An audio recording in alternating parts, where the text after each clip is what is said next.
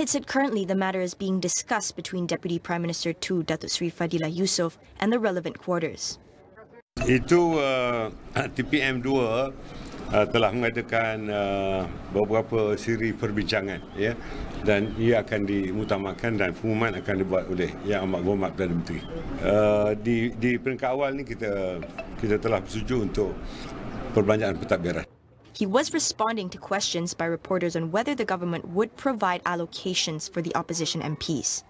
Previously, Fadilah said that Perikatan Nasional had not set any conditions during the initial discussions on financial allocations for opposition MPs. He said the government was still waiting for PN to initiate the formalities to start negotiations on financial allocations for opposition MPs. The request for a black and white offer from PN was relayed to PN Chief Whip Datuk Sri Taqiyuddin Hassan during an unofficial meeting. The smart lane zones will be reactivated for smoother traffic flow in conjunction with the end of the school holidays and Labour Day holiday from April 29th to May 1st. With Smart Lane, highway users can temporarily enter and utilize the emergency lane at selected areas and will be redirected back to the normal lanes to continue their journey. Plus Malaysia Berhad has been regularly activating the Smart Lane at the northbound Port Dickson intersection to Seremban intersection and Senai intersection to Kulai intersection throughout the festive period. New additional locations would be the northbound route of the Gua Tempurung to Gopeng, Slim River to Sungkai, and Rawang to Sungai Buaya. The Smart Lane locations can be identified through special Smart Lane signages and the presence of traffic controllers stationed at the designated locations. Meanwhile, the US has lifted an import ban on products from Malaysian rubber glove maker Smart Glove after 17 months. In a statement, the US Customs and Border Protection (CBP) said the company has since taken several measures to address exploitative labor practices. It said among the remediation measures taken by Smart Glove were repaying recruitment fees borne by migrant workers. It added that the firm also improved workers' living conditions and implemented new worker-centered policies. Accordingly, it said the Withhold Release Order WRO has been modified, and shipments of Smart Glove synthetic gloves received on or after April 26 will no longer be detained at U.S. ports of entry. The CBP issued a WRO prohibiting imports from Smart Glove and its group of companies on November 2021, citing reasonable evidence of forced labor at its production facilities. The firm, which supplies gloves used in the food and medical industries, had then said it was opposed to such labor practices and committed to the well-being of its workers.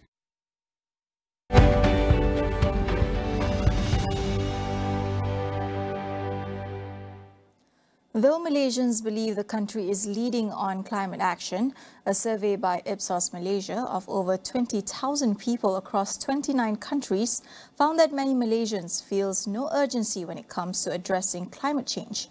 Arun Menon shares the findings from the survey. Malaysians still believe, a majority believe that, as a country we should do more to fight against the climate change, around 68%. And around 51% also believe that we are at the forefront of fighting climate change. But you're absolutely right. There is a proportion of people who believe that, for multiple reasons, it is not urgent or it's not something that we want to look into. There are two groups of people. So one is like a third of Malaysians believes that, there's nothing can be done. It's already too late. Or it's too far into the future. We don't have to do anything now. Or the fact that, there's nothing much I can do as an individual. So this is one group of people that you say that, it's either too far, too late, right? There's another segment which believes it's not the right time because we are coming out of the post-COVID. There is a lot to do for economic recovery. So, economically, probably this is not the right time to take the focus to climate change as a country. Along with the fact that, and this is a sentiment shared by a group of people across the developing countries, is that, as a country, Malaysia is being expected to do more in this compared to some of the countries which actually created most of the climate change problems, which is the developing world. The effect of climate change and translating into our day-to-day impact as individuals is something that we need to do. And there is also need to build a certain clarity, which you can see in the later part of the report, what we call the perils of perception. There are things that we perceive, there are things that we do as individuals would have an impact on climate change or reducing the greenhouse emissions or the carbon emissions, but not necessarily so. People generally think recycling is going to have a huge impact on climate change action or reducing the effect, but it's one of the lowest impacts that it is. This is where people are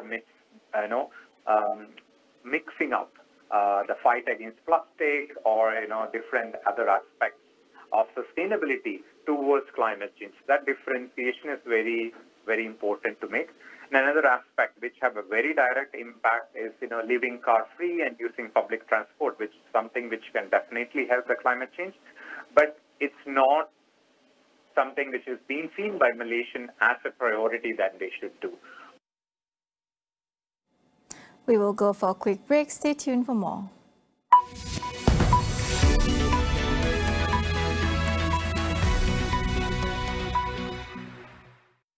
Kepada anda yang merancang perjalanan untuk beraya, muat turun aplikasi Plus. Manfaatkan waktu dan ikuti perkembangan trafik semasa untuk perjalanan yang lebih lancar. Jika anda berdepan dengan sebarang masalah, hubungi nombor yang tertera atau klik butang SOS di aplikasi Plus. Nikmati kemudahan di RNR termasuklah bayaran tanpa tunai. Plus akan memastikan perjalanan anda sentiasa berada dalam keadaan yang selamat. Untuk maklumat lanjut, layari www.plus.com.my.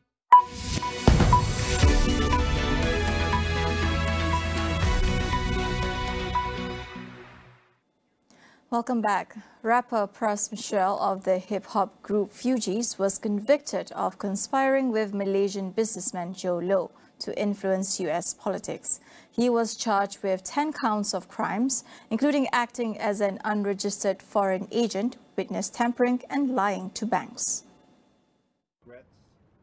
The trial, which began on March 30th, saw testimony from actor Leonardo DiCaprio and former U.S. Attorney General Jeff Sessions. U.S. prosecutors said Michelle received more than $100 million from Joe Low to influence the administrations of Presidents Barack Obama and Donald Trump. They said he played a central role in a plot to convince Trump administration officials to drop an investigation into Joe Low over the 1MDB scandal. He was also accused of taking money from China to lobby U.S. officials to extradite a U.S.-based dissident, Guo Wengui, back to China. Guo, who was never extradited, has since been indicted in New York on unrelated fraud charges. Australia has proposed an overhaul of its immigration system after a government review found the current model to be overly complicated and open to exploitation. The reforms would look into making visa process for high-skilled professionals quicker and easier, while steps would be taken to retain international students. Our migration system is suffering from a decade of genuinely breathtaking neglect. It is broken, it is failing our businesses, it is failing migrants themselves, and most important of all, it is failing Australians. The government announced that all temporary skilled visa holders who have been denied the opportunity to apply for permanent residency will be able to do so by the end of the year. Meanwhile, from 1st of July, the migrant wage threshold for temporary skilled workers will be raised from 53,900 Australian dollars to 70,000 Australian dollars. This will end a decade-long freeze on the minimum wage for this group, which is below the earnings of 90% of full-time Australian workers. It also proposes a temporary graduate visa for students automatically upon completion of studies, which would last long enough for the government to identify high-quality graduates to stay in the country. Australia has one of the highest rates of immigration of any country in the Organisation for Economic Cooperation and Development, OECD. But what used to be permanent migrant labour has become increasingly temporary, with temporary migrants making up more than 1.8 million of Australia's 26 million population.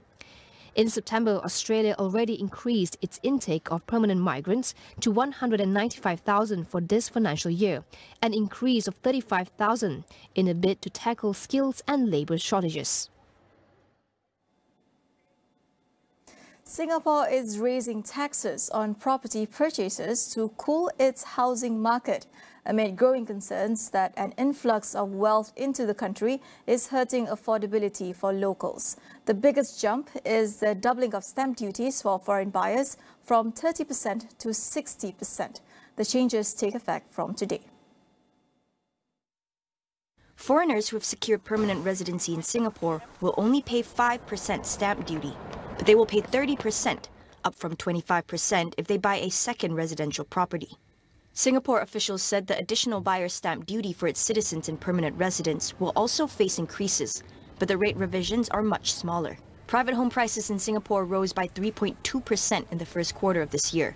People from mainland China have been the largest group of foreign buyers in Singapore for more than a decade, but account for only a small fraction of total private property sales. They accounted for 25% of foreign purchases of Singapore condominiums in 2022. COVID-19 deaths had dropped by 95% since the start of the year. The World Health Organization, though, warned that the virus is still on the move, with special attention given to managing post-COVID-19 condition or long COVID. WHO Chief Tedros Adhanom Ghebreyesus said that some countries are seeing increases, with over 14,000 people losing their lives to the virus in the past 1 month. He also warned of the emergence of the new XBB 1.16 variant, which shows that the virus can mutate and is still capable of causing new waves of the disease and death. The XBB sublineages, according to WHO, were now dominant worldwide. They have an increase in growth advantage and are also showing immune escape, meaning people can be reinfected despite having been vaccinated or previously infected. Tedros also advised countries to focus on ongoing non-emergency effects. It is estimated that 1 in 10 infections resulted in long COVID, suggesting that hundreds of millions of people would need longer-term care. That wraps up AWANI tonight. I'm Faiana Sheh. Thank you for watching.